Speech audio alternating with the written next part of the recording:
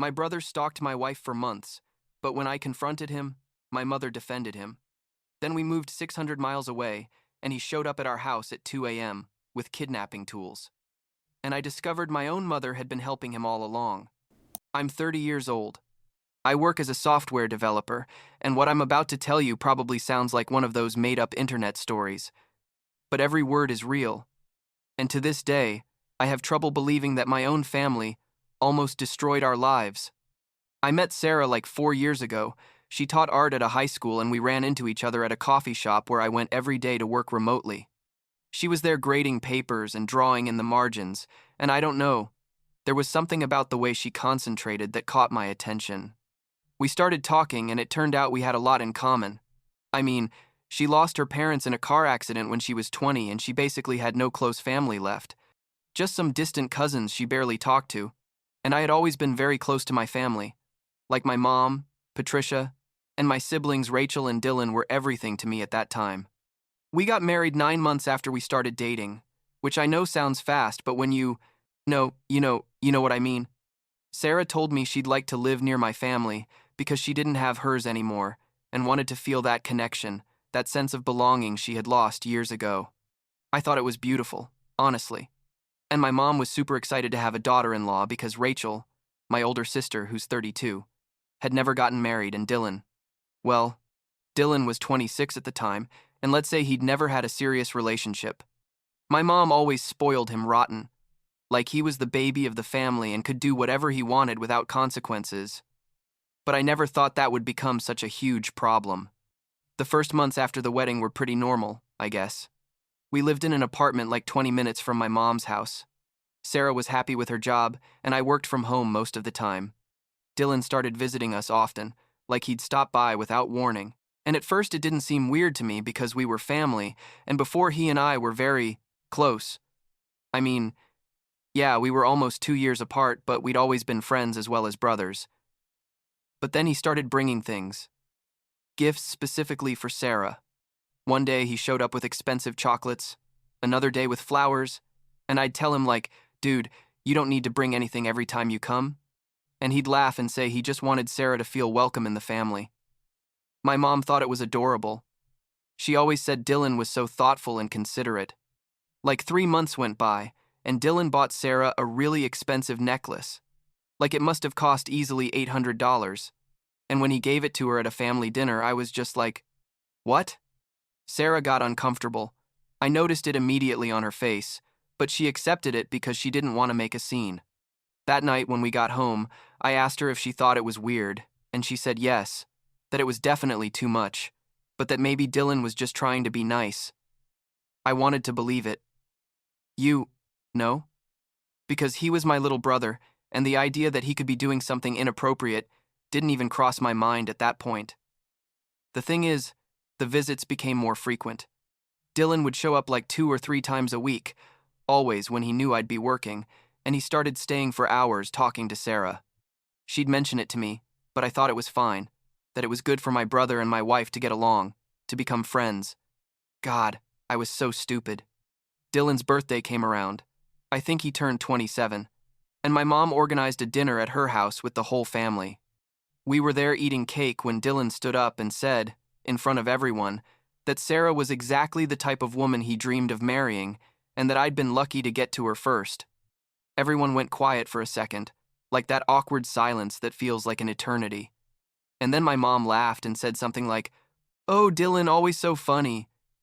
And Rachel looked at me with a worried face, but nobody else seemed to think it was a problem. That night, Sarah cried in the car on the way home. She told me she'd been keeping things to herself because she didn't want to cause problems with my family, but that Dylan had been acting strange for weeks, that he'd stand too close to her when they talked, that he made comments about her appearance constantly, that once he tried to hold her hand when they were alone in the kitchen. She told me that every time he visited, she felt watched, studied, like he was memorizing every detail about her. I got furious. I felt like my blood was literally boiling, but I was also confused because he was my brother and I couldn't believe he was capable of something like that. The next day, I went to Dylan's house and confronted him. I told him he needed to stop with the constant visits. that his behavior was making Sarah uncomfortable, and that his birthday comment had been completely inappropriate. He laughed, literally laughed in my face, and told me I was being paranoid and overprotective. He said Sarah was probably misinterpreting his kindness because she wasn't used to having a family, and that made me even angrier because he was using her orphan status as an excuse for his shit. I told him if I saw him near my house or Sarah again without an invitation, we were going to have serious problems. He just smiled and said, I couldn't control who my family saw, that my mom supported him in everything, and that I was overreacting. I talked to my mom that same week. I explained everything Sarah had told me and asked her to talk to Dylan, to make him understand that his behavior wasn't normal or acceptable. She told me I was being dramatic, that Dylan was just trying to have a good relationship with his sister-in-law, and that Sarah was probably used to being alone, and that's why she didn't understand how close families worked. She basically blamed me for making a problem out of nothing. Rachel was the only one who supported me. She told me she'd also noticed Dylan acting weird around Sarah, and that our mom had always been blind to the things Dylan did wrong. Things got tense with my family, but Dylan stopped visiting us as often. Like 2 months went by and we only saw him at mandatory family events. Sarah started to relax a little, and I thought maybe my confrontation had worked. But then I got an incredible job offer in Kansas City, Missouri, like 600 miles from where we lived. The salary was significantly better, and honestly, part of me saw this as the perfect opportunity to get Sarah away from this whole situation with Dylan. I proposed it to her and she agreed immediately. I think she also wanted the space even if she didn't say it directly. We decided not to tell Dylan or my mom we were moving, until we were already in Kansas City. We told Rachel, obviously, and she completely understood and promised not to say anything. We moved quietly, like we hired movers, packed everything, and left. We sent my mom and Dylan a message when we were already settled saying we'd moved for work and that we needed this change. My mom was furious. She called me like 15 times that day, yelling at me about how I could take Sarah away from the family, that we were ungrateful. Basically threw every insult you can think of at me. Dylan didn't respond at all, which in retrospect should have seemed more worrying than it did.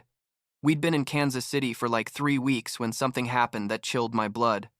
Sarah came home from grocery shopping and was shaking, like literally her hands couldn't hold the bags. She told me that when she was loading things from the car to the apartment, she saw someone standing on the corner, looking toward our house, and when she looked at him carefully, she realized it was Dylan. He was there with a huge bouquet of roses, smiling at her like it was completely normal that he'd traveled 600 miles to show up unannounced at our new house that supposedly no one in my family knew the address to. I ran outside, but he was already gone. Sarah was having a panic attack inside, and I didn't know what to do. I called Rachel and told her what had happened. She was quiet for a moment, and then told me she needed to tell me something. Turns out Dylan had gone to her house 2 weeks ago, asking if she knew our new address, and when Rachel refused to give it to him, he admitted he already had it anyway. He'd told Rachel, literally in those words, that he'd been following Sarah's social media, the reviews she left on Yelp, her posts on an art teacher forum, anything that could give him clues about where we were. Rachel confessed to me that when she went to Dylan's house a week ago to confront him, she found a box under his bed, full of photos of Sarah, like photos he'd taken without her realizing when he visited our old house. Photos he probably took with Zoom from his car. He also had recordings of her voice, like clips of conversations he'd secretly recorded. I felt sick. I literally had to run to the bathroom to throw up.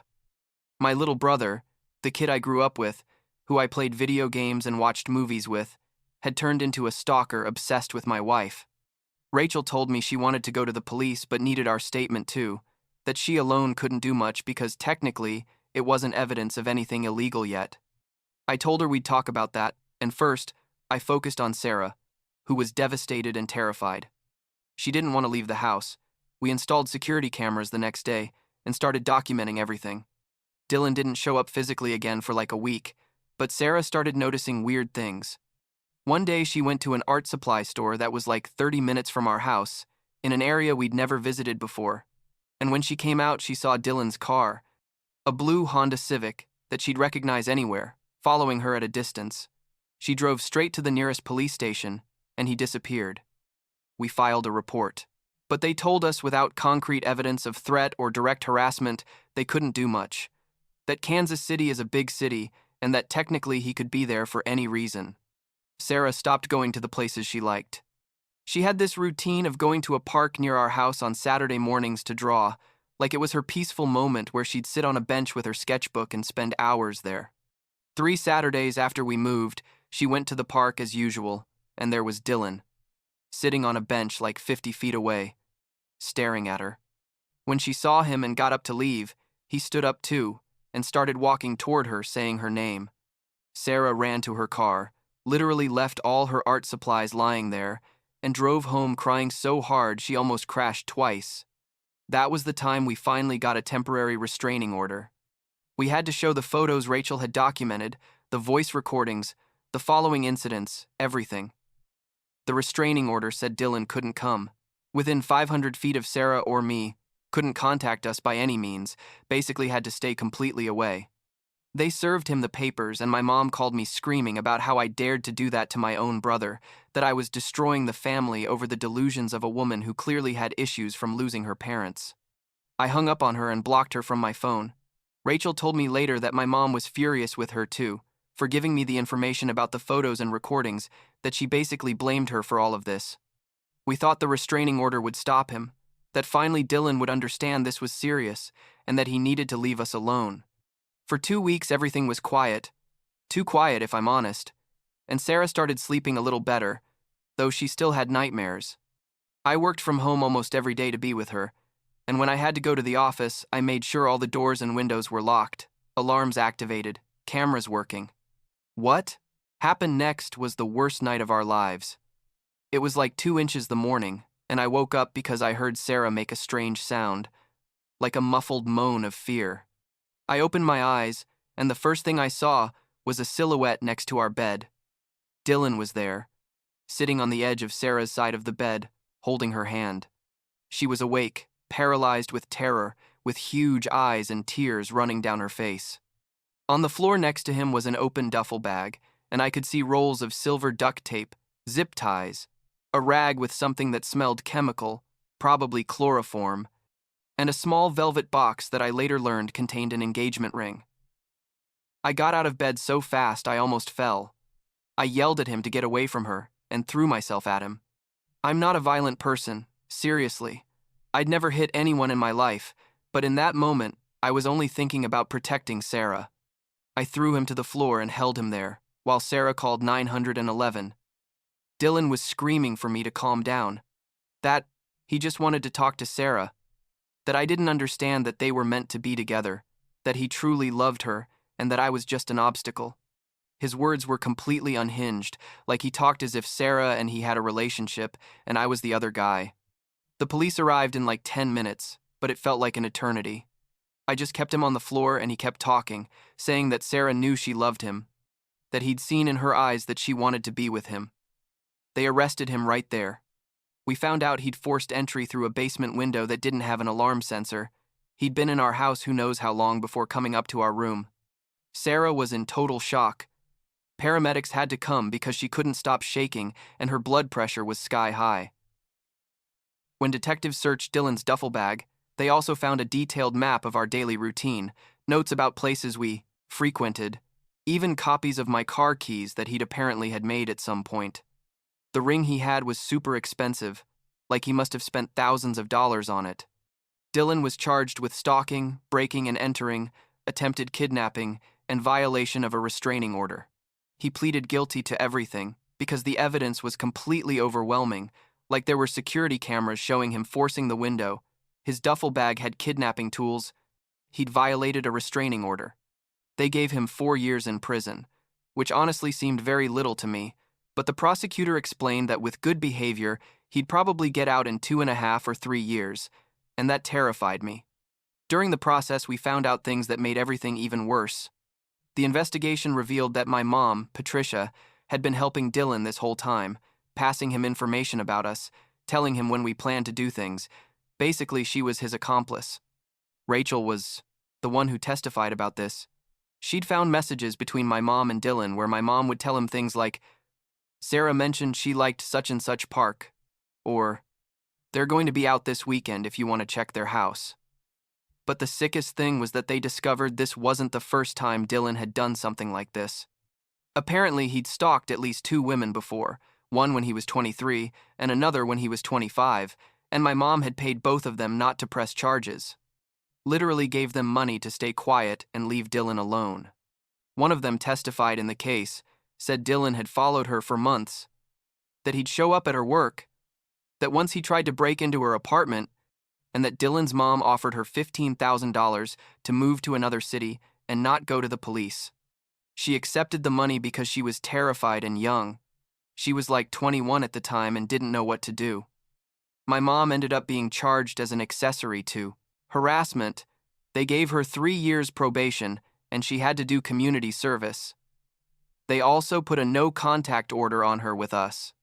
She tried calling me from a friend's phone once, crying and saying I was destroying the family, that Dylan needed help, not jail, that all this was an exaggeration. I hung up on her and never answered anything from her again. Rachel cut contact with my mom, too. She couldn't believe our own mother had been facilitating all this, constantly putting Sarah in danger. We moved out of that house immediately, like we couldn't be there after what happened. We found a place on the other side of Kansas City. Didn't tell anyone except Rachel the exact address. Sarah had to leave her job for a while because she couldn't function. She had constant panic attacks, wasn't sleeping, barely eating. She started therapy 3 times a week, and I went to therapy too because I didn't know how to process all this. The woman I love was almost kidnapped by my brother, with my mom's help. Like, how do you process something like that? How do you trust your judgment of people after the people closest to you are capable of something so horrible? Sarah eventually went back to teaching, but at a different school. Changed her name on all her social media, dyed her hair blonde when she'd always been brunette. Basically tried to become a different person to feel safe. Sometimes I see her looking out the window with that expression of fear, and I know exactly what she's thinking. That Dylan's going to get out of prison at some point, and that he's probably going to try to find her again. We've talked about moving to another state completely, maybe the West Coast, but she's finally starting to settle in here, and I don't want Dylan to force us to run forever. It's been like 8 months since that night. Dylan's still in prison, and we haven't heard anything from him, though legally, he can't contact us anyway. My mom tried sending letters, but we returned them unopened. Rachel is literally the only person from my family we still talk to. She comes to visit us every 2 months or so and is careful not to mention anything about Dylan or my mom unless we bring it up first. Sarah is better. Much better than she was a few months ago. But she still has nightmares and still obsessively checks all the doors and windows before going to bed. Last week, Sarah asked me if I ever think about how things would be if we'd made different decisions, like if we hadn't moved near my family at the beginning, if we'd noticed the signs earlier, if I'd cut contact with Dylan from the first time I confronted him. I told her the truth, that I think about it all the time, but that we can't change the past, and that the only thing that matters is that she's safe now and that we're going to do whatever's necessary to keep her that way. She nodded and was quiet for a moment. Then she took my hand and told me she loved me, that she never doubted I'd protect her, and that's enough. For now, I guess.